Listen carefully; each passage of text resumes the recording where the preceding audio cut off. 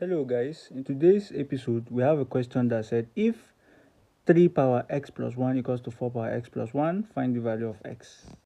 Now clearly let's rewrite. This is 3 power x plus 1 equals to 4 power x plus 1.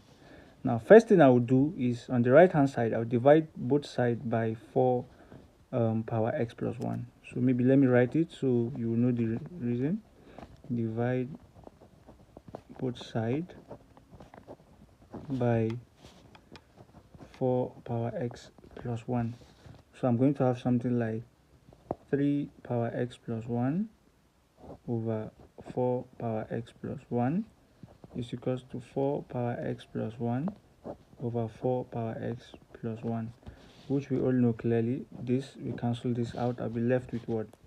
I'll be left with 3 power x plus 1 over 4 power x plus 1 to be equals to 1. But you know, from the law of indices, we have a certain rule that states that whenever you have, let's say, a power x over b power x, it can be rewritten to be a over b all power x, right? So I want to use the same concept here. So that means I'll have something here like 3 over 4 power x plus 1, because you know we have the same power here, so I can just do it this way. This is equals to, now there's a certain trick I want to introduce here.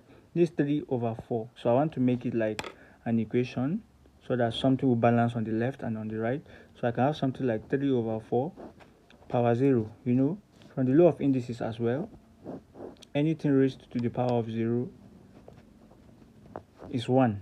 So 3 over 4 power 0 is something as 1, which is still 1 here. So I feel it's safe to do this. So and again, law of indices still, let me still introduce another law. It states that if you have a power x to be equals to a power y, it implies x is equals to y, right? So the same concept is going on here. I have the same basis, 3 over 4, 3 over 4. It implies I can just equate it and pick the power. So I have x plus 1 is equals to 0.